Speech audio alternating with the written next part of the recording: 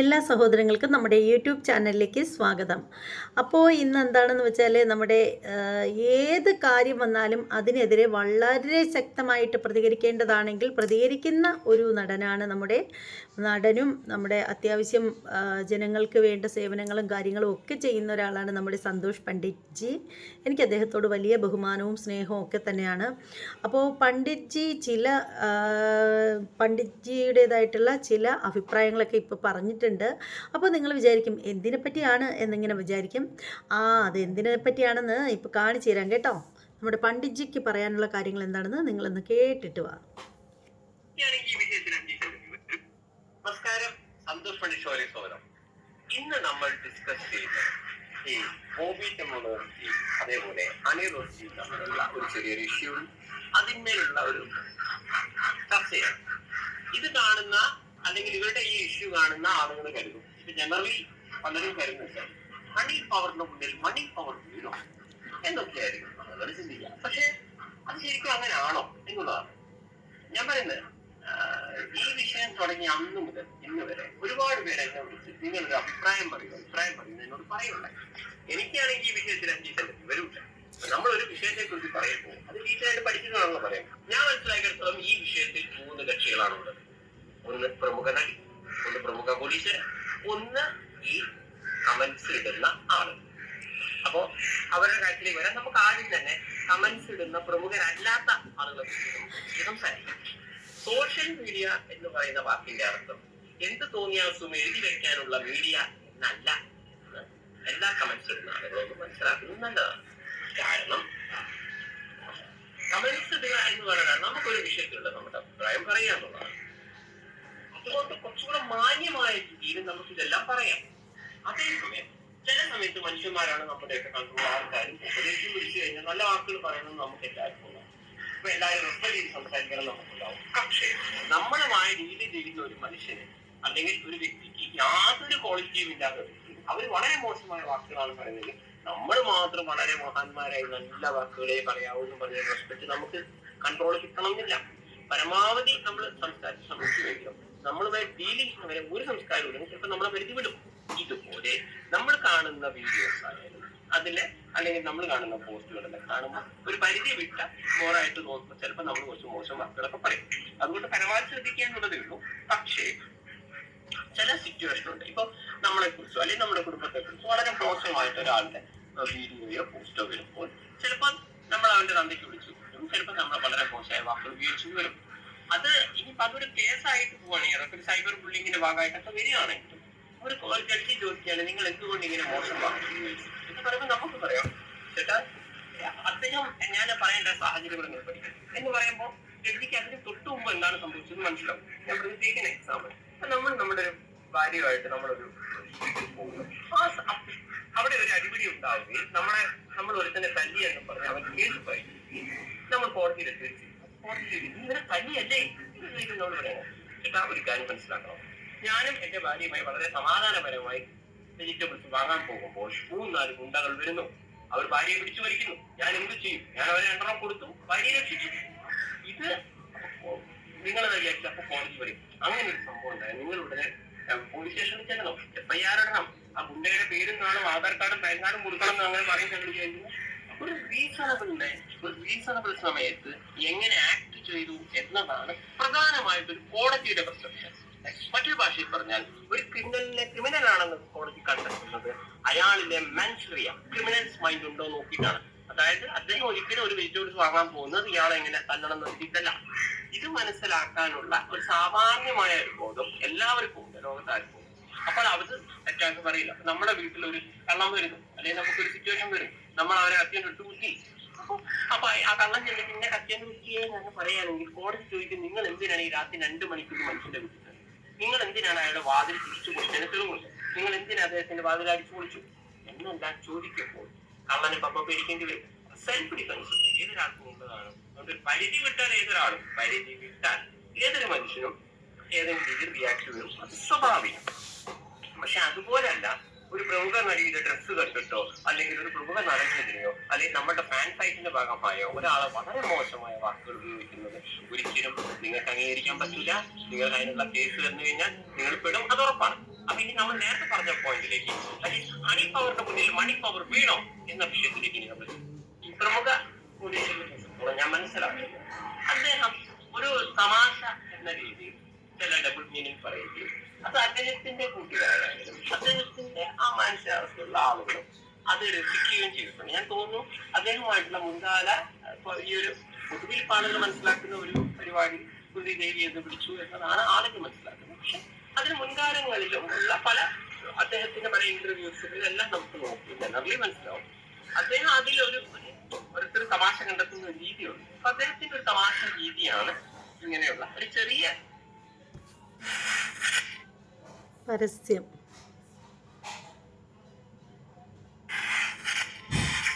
ഒരു നിമിഷം.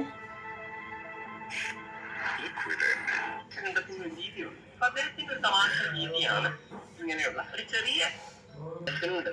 പക്ഷേ അത് അദ്ദേഹത്തിന്റെ മാനസികാവസ്ഥ ഉള്ളവർക്ക് അത് തമാശ ചെയ്ത് തോന്നുമെങ്കിലും എല്ലാവർക്കും അത് തോന്നണമെന്നില്ല. അപ്പൊ അദ്ദേഹത്തിന്റെ ജ്വല്ലറിയെ ബന്ധപ്പെട്ട് ഇവരെ വിളിക്കുന്നു. അപ്പൊ അവര് ഈ കുന്തി ദേവിയെ പോലാണ് നമ്മൾ വാക്ക് ഉപയോഗിക്കുന്നത്. അപ്പൊ അവിടെ മുതലാണ് കൺഫ്യൂഷൻ ആളുകൾ. അപ്പൊ ഞാൻ മനസ്സിലാക്കുന്നത് കുന്തിദേവി എന്നത് ഒരു ചീത്ത വാക്കാണ്. എന്ന് വെച്ച് കഴിഞ്ഞാൽ മഹാഭാരതത്തിലെ ഒരു ക്യാരക്ടറാണ്. ശരി. പക്ഷേ നമ്മുടെ പുറകുവശം നമ്മൾ രണ്ട് വാക്കുകളാണോ സാധാരണ ആ അർത്ഥം വരുന്ന രണ്ട് വാക്കുകളുണ്ട്. അപ്പോ ആദ്യത്തെ പദമാണ് രണ്ട് വാക്കുകളിലെ ഒരു വാക്കിന്റെ ആദ്യ പദമാണ് ഊഹിച്ചെടുക്കുക. രണ്ടാമത്തെ വാക്കിന്റെ രണ്ടാമത്തെ പദമാണ് കുന്തി. ഇങ്ങനെയാണ് കുന്തി എന്ന വാക്ക് ഉണ്ടായത് എന്നാണ് പറയപ്പെടുന്നത്. കേട്ടില്ല. അപ്പൊ ഇതുകൊണ്ടാണ് ഈ കുന്തി കുന്തി എന്ന പദം ഒരു അശ്ലീല വാക്കായി ചിലർക്ക് തോന്നുന്നത്. ഇതാണ് സംഭവം. കേസായിട്ടൊക്കെ പോവുകയാണെങ്കിൽ അതിനുശേഷം അദ്ദേഹത്തിന്റെ മറ്റൊരു പരിപാടിയിൽ പങ്കെടുത്തപ്പോഴും വളരെ മോശമായ രീതിയിൽ അദ്ദേഹം ചിലത് സംസാരിച്ചു എന്നാണ് നടിയുടെ പരാതി എന്ന് നമുക്ക് മനസ്സിലാക്കുന്നത്. ഞാൻ പറയുന്നത് അവിടെ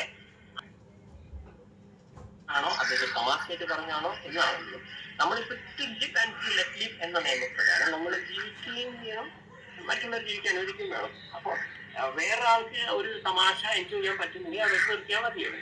അതേപോലെ ആദ്യ തവണ ഉണ്ണിദേവി എന്ന് പറഞ്ഞപ്പോൾ തന്നെ ആ നടി എന്ത് ചെയ്തു വെച്ച് കഴിഞ്ഞാൽ ശരിക്കും പറഞ്ഞാൽ അദ്ദേഹത്തിന്റെ മാനേജറോട് ഇക്കാര്യം പറഞ്ഞിട്ടുണ്ട്. എനിക്ക് ഫീൽ ചെയ്തിട്ടുണ്ട്.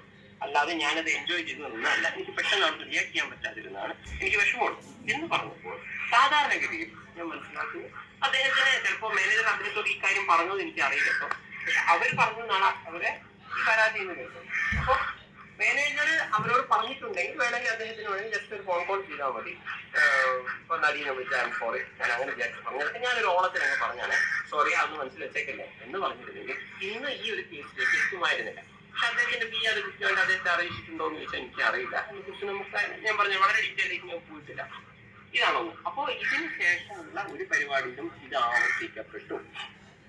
അതിനുശേഷം ഇവരെ പരിപാടികൾക്ക് പോവില്ല എന്ന് കരുതുന്ന നടിയെ വീണ്ടും ഒരു പോയില്ല. അതിനുശേഷം തലശ്ശേരി ഏറ്റവും ഏതൊരു ജിമ്മിന്റെ ഒറ്റ പരിപാടിക്ക് ഇവര് പോയപ്പോൾ ഇദ്ദേഹം ആ പരിപാടിക്ക് വരികയുണ്ടായെന്നും എന്തൊക്കെ മോശമായ വാക്കുകൾ പറഞ്ഞു എന്നൊക്കെയാണ് ഇവരുടെ പരാതിയുടെ അടിസ്ഥാനം. പക്ഷേ ഈ വിഷയത്തിൽ ഇദ്ദേഹത്തെ മുന്നിൽ ഇദ്ദേഹത്തിന്റെ പഴംപൊരി എന്ന് പറഞ്ഞിട്ടുള്ള ഒരു വീഡിയോ, അങ്ങനെയുള്ള മുൻകാലങ്ങളിലെ പല വീഡിയോസ്, ഇവരുടെ വീഡിയോസ് മാത്രമല്ല, അല്ലാണ്ട് ഇദ്ദേഹം ഒരു തവണ ഒരു അഭിപ്രായ ഡൗൺലൈനിങ്ങുള്ള ഒരു വാക്ക് പറഞ്ഞതല്ല അവിടുത്തെ വിഷയം. ഇദ്ദേഹത്തിന്റെ മുൻകാലങ്ങളിലുള്ള പല വീഡിയോസും അവിടെ സബ്മിറ്റ് ചെയ്തുകൊണ്ടാണ് പറയുന്നത്. അദ്ദേഹം സമാധാന രീതിയിൽ എടുത്താണ്. പക്ഷെ ആളുകൾ അത് വളരെ സീരിയസ് ആയിട്ട്, ആളുകളല്ല ഒരു വിഭാഗം ആളുകൾ വളരെ സീരിയസ് ആയിട്ട് എടുത്താണ് സംഭവം. പിന്നെ നടിയുടെ ഡ്രസ്സിനെ കുറിച്ചൊക്കെ ചില ആളുകൾ കമന്റ് കൊടുക്കും. ഞാൻ പറയുന്നത് ഈ കേരള സംസ്ഥാനത്ത് അണിവേഴ്സ് എന്ന് പറയുന്ന നടിക്ക് മാത്രമായിട്ട് ഒരു പ്രത്യേക ഡ്രസ് കോഡൊന്നുമില്ല. അവർക്ക് നിയമം അനുശാസിക്കുന്ന ഏത് ഡ്രസ് അവർക്ക് പുറത്തേക്ക് പോകുന്നതാണ്. അത് നിങ്ങൾക്ക് കാണാതിരിക്കുക, അതൊന്നും അവരെ വിശ്വസിക്കുന്നില്ല. അങ്ങനെ ഡ്രസ് കോഡാണെങ്കിൽ ആദ്യം ഇവിടുത്തെ കോളേജ് കുട്ടികൾക്കാണ് വേണ്ടത്. ഇതാണ് സംഭവം. അപ്പൊ അവര് ഈ പരാതിയിലൂടെ അവർ ഉദ്ദേശിക്കുന്നത് ഇനി നാളെ വേറെ ഇതേപോലുള്ള പ്രശ്നം അവർക്ക് ഉണ്ടാവരുത് എന്നാണ് അവർ ഉദ്ദേശിച്ചത്. അവരിതിനൊരു വിഷയമായിട്ടാണ് കാണുന്നത്. അദ്ദേഹം ഇതിനൊരു തമാശയായിട്ടായിരുന്നു കണക്കാക്കിയത്. അപ്പൊ അദ്ദേഹം സീരിയസ് ആയിട്ട് എടുത്തു. സോഷ്യൽ മീഡിയ എന്നത് എല്ലാ തോന്നിയാസം എഴുതി വെക്കാനുള്ള രീതി എല്ലാവർക്കും നമുക്ക് മനസ്സിലായി. നമ്മൾ ഒരു കാര്യം മനസ്സിലാക്കുക, ഇനോഗ്രേഷൻ ആയാലും അഭിനയമായാലും സീരിയലായാലും എല്ലാ കാര്യം പ്രമുഖ നടനും പ്രമുഖ നടിയും എല്ലാവരും അവരവരുടെ ബിസിനസ് ആണ് ചെയ്യുന്നത്. End of the day business മാത്രമാണ് നടക്കുന്നത്. അതിന്റെ കാര്യങ്ങളേ ഉള്ളൂ. ഇത് ഒരു ഗുണമില്ലാത്ത ഇവന്മാർ എന്തിനു കിടന്നിട്ടാണ് ഈ കമന്റ്സ് എല്ലാം ഇട്ടിട്ട് വെറുതെ ജയിൽ ശിക്ഷയും നഷ്ടം ഉണ്ടാക്കണ്ട. എന്തെങ്കിലും പ്രശ്നം വന്നു കഴിഞ്ഞാൽ നിങ്ങൾ രക്ഷിക്കാൻ ആരും ഉണ്ടാവില്ല. നിങ്ങളതിൽ കോടികളും ഇല്ല, നിങ്ങൾ പ്രമുഖരും ഇല്ല. So be careful. അപ്പൊ അടുത്ത ദിവസം ഇവരുടെ സന്തോഷമായിട്ട് ഷോവിനും കാണാൻ മറക്കരുത്. നന്ദി.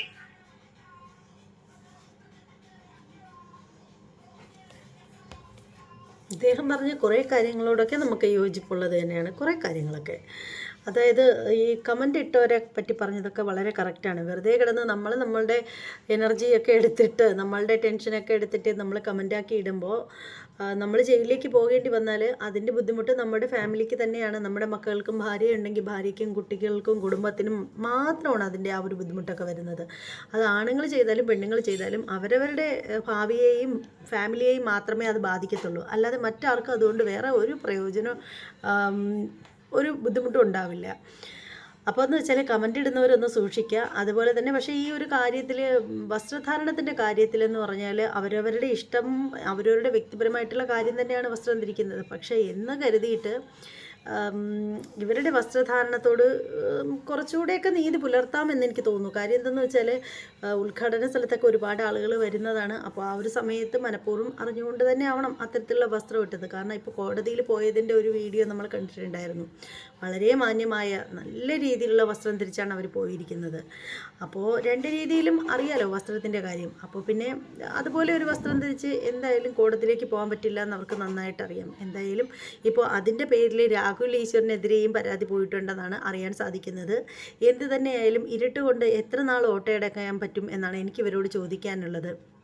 നിങ്ങളൊക്കെ നിയമത്തിൻ്റെ, പോലീസിൻ്റെ സഹായത്തോടു കൂടിയും കോടതിയുടെ സഹായത്തോടു കൂടിയും എത്ര പേര് ഇങ്ങനെ അടിച്ചമർത്തപ്പെട്ട് വയ്ക്കും? എന്തായാലും നിങ്ങളുടെയൊക്കെ വസ്ത്രധാരണത്തിലും പെരുമാറ്റത്തിലും ഒക്കെ പുതിയ തലമുറയ്ക്ക് പഠിക്കാനുള്ള എന്താ ഉള്ളത്? എനിക്കറിയില്ല. ഞാൻ ചോദിക്കുന്നു എന്നേ ഉള്ളൂ. എൻ്റെ ചാനലിലിരുന്ന് ഞാനിങ്ങനെ പറയുന്നു എന്നേ ഉള്ളൂ. എന്തായാലും ഈ ഒരു വീഡിയോ ആരെയും അധിക്ഷേപിക്കാൻ വേണ്ടിയിട്ടായിരുന്നില്ല. നമ്മുടെ പണ്ഡിറ്റ്ജിക്ക് എന്താണ് പറയാനുള്ളതെന്നുള്ളത് കേൾക്കാൻ വേണ്ടിയിട്ട് മാത്രമായിരുന്നു. കാരണം പുള്ളിക്കാരനെ എല്ലാവർക്കും ഇഷ്ടമാണ്. ഒട്ടുമിക്ക ആളുകൾക്കും ഒരു 100 പേരെടുത്ത് കഴിഞ്ഞാൽ അതിൽ 75% പേർക്കെങ്കിലും പണ്ഡിറ്റ്ജിയെ ഇഷ്ടമുള്ളവരാണ്. പക്ഷേ പണ്ട് കാലത്ത് ഒരുപാട് പരിഹസിക്കപ്പെട്ട ആളായിരുന്നു. പക്ഷേ ഇപ്പോൾ അദ്ദേഹം പൊളിയാണ്, എല്ലാവർക്കും ഇഷ്ടമാണ്. പക്ഷേ അന്നും എനിക്കിഷ്ടമായിരുന്നു, ഇപ്പോഴും ഇഷ്ടമാണ്. അപ്പോൾ ഇനി ഈ ഒരു വീഡിയോയെക്കുറിച്ചിട്ടുള്ള നിങ്ങളുടെ അഭിപ്രായങ്ങളൊക്കെ, അതായത് നമ്മുടെ പണ്ഡിറ്റ്ജി പറഞ്ഞ കാര്യങ്ങളോട് നിങ്ങൾ എത്രമാത്രം യോജിക്കുന്നു എന്നൊക്കെയുള്ള കാര്യങ്ങൾ നിങ്ങൾ കമൻറ്റ് ചെയ്തേക്കുക. ഇനി മറ്റൊരു അടിപൊളി വീഡിയോയുമായിട്ട് വരാം. അതുവരെ എല്ലാവർക്കും ബായ്.